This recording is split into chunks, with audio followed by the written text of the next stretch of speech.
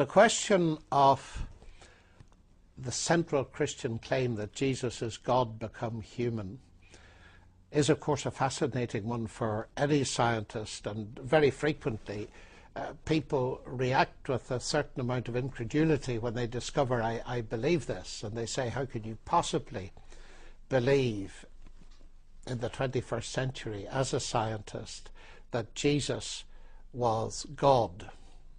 I remember being asked this once at a large gathering of physicists who'd come to hear me lecture on the relationship of science to theology, and one physicist after the lecture said, how could you possibly believe this? It's all very well talking about the fine-tuning argument and evidence that there's an intelligence behind the universe, but come off it.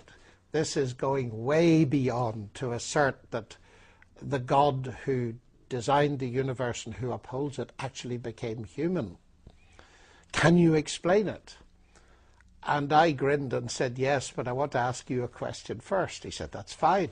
I said, my question's much simpler. It's this: what is consciousness? Oh, he said, we don't really know what consciousness is. Well, I said, okay, let's try something simpler and something that comes nearer to the realm of physics. What is energy? And he said, yes, well, energy is something we know a lot about. We can measure it, we can use it, and so on. We can convert it into different forms. I said, but that's not my question. My question is, what is it? He said, well, we don't really know. Well, I said, it's good to hear that, because at least it shows you agree with the Nobel Prize winner for physics, Richard Feynman, who said, nobody knows what energy is. Well, I said, you believe in these things, and yet you don't know what they are. Should I write you off as a physicist? He said, please don't. I said, of course I won't.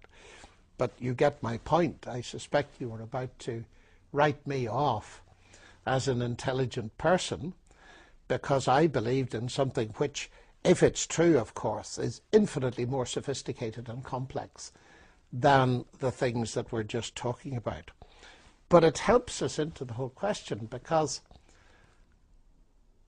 the reason you believe in consciousness and energy, even though you cannot understand very much about what they actually are, is because of their explanatory power.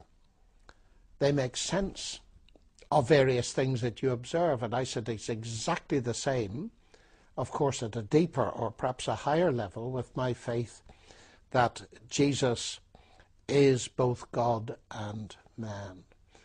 It's the only solution that makes sense. That he is a man is not difficult, of course, but it's that he is both God and man.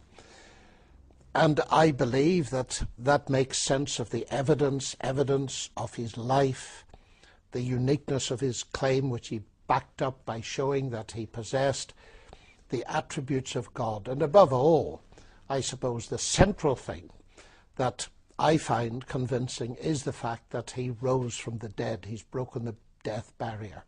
But of course, to go into those details is a completely separate argument.